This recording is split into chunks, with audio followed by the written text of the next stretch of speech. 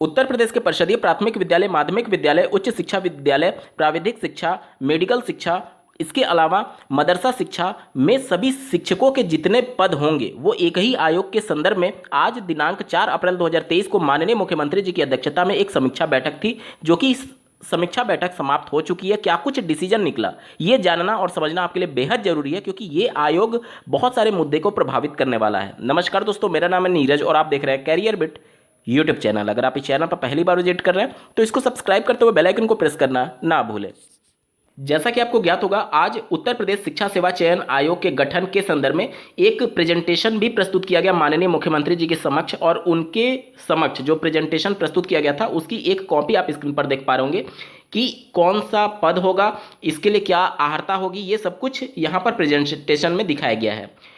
लगभग 3 से 4 सालों से इस शिक्षा सेवा चयन आयोग का गठन हो रहा है और अभी तक सिर्फ अहर्ता ही तय हो पा रही है और वो केवल प्रेजेंटेशन में दिखाया जा रहा है। ये अपने आप में सोचने की बात है।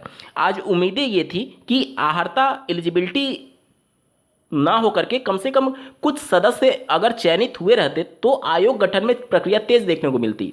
जब पहली बार समीक्षा बैठक जनवरी 2023 में हुई थी, उसमें माननीय मुख्यमंत्री जी ने शीघ्र इस आयोग का गठन करने और प्राथमिकता के आधार पर यूपी टेट की परीक्षा का आयोजन करने के निर्देश दिए थे।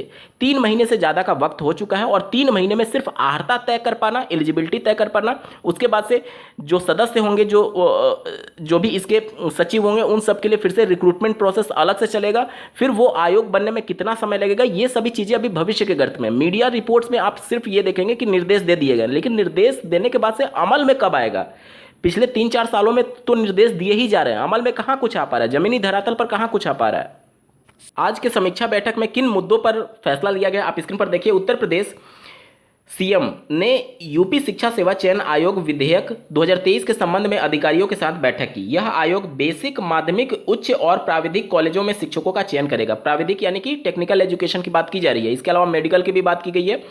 इसके अलावा क्या क्या नया चीज जोड़े जा रहे हैं देखिए। अशासकीय सहायता प्राप्त मदरसों में और अल्पसंख्यक शिक्षण संस्थानों में नवीन आयोग से ही शिक्षकों की भर्ती होगी। अब इसके ऊपर बर्डन बहुत ज़्यादा होने वाला है, आप खुद देखिए। अशासकीय सहायता प्राप्त मदरसा, जो कि अभी तक जिसका जिक्र नहीं किया जाता, उसमें जो शिक्षकों की भर्ती होगी वो भी अब यही आयोग करेगा। अल्पसंख्यक शिक्षण संस्थानों में जो शिक्षकों की भर्ती होगी वो भी यही आयोग करेगा। इसके अलावा प्राइमरी, मिडिल स्कूल, उच्च शिक्षा विभाग, प्राविधिक शिक्षा यानी टेक्निकल एजुकेशन की बात की जा रही है, इसके अलावा मेडिकल, ये सब कुछ एक ही आयोग करेगा। और इसके लिए एक बार फिर से आप देख पा रहे होंगे, नया आयोग ही टेट की परीक्षा का आयोजन कराएगा। फिर से आज टेट की प्रतिबद्धता के संदर्भ में बोला गया है, लेकिन आयोग बनेगा कब, कब होगी ये सभी चीजें, ये भविष्य के गर्त में है, क्योंकि अभी सिर्फ आयोग के सदस्य की एलिजिबिलिटी तय किया गया है, जो कि प्रेजेंटेशन में दिखाया गया था। 3 महीने में सिर्फ एलिजिबिलिटी तय हो पा रही है, तो आने वाले 3 महीने में आयोग धरातल पर होगा या नहीं, ये भी भविष्य के गर्त में है। आप देख लीजिए, चौथे महीने में हैं हम लोग 2023 के, अब सिर्फ 8 महीने शेष बचे हैं इस साल को खत्म होने के लिए। और इस 8 महीने में अगर आयोग बन भी जाए और उसके बाद से यूपी टेट का नोटिफिकेशन आ भी जाए तो परीक्षा हो भी पाएगी या नहीं। इसके अलावा यूपी टेट से प्रथम प्राथमिकताओं में से निश्चित तौर पर जो 2022 में वैकेंसी निकाली गई थी माध्यमिक शिक्षा सेवा चयन आयोग के माध्यम से, टीजीटी पीजीटी, वो परीक्षा इसी आयोग की वजह से होल्ड पर रखा गया है।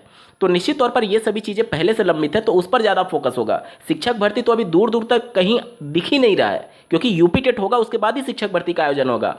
तो लगातार जो बेसिक एजुकेशन डिपार्टमेंट है उसमें पिछले 5-6 सालों में जो बड़ी भर्तियां की गई हैं, 1,60,000 का आंकड़ा बार बार प्रस्तुत किया जा रहा है कि 1,60,000, जिसमें से माध्यमिक में जो भर्तियां हुई हैं, प्राथमिक में जो भर्तियां हुई हैं, उसी को बार बार प्रतिबद्धता के तौर पर दोहराया जा रहा है।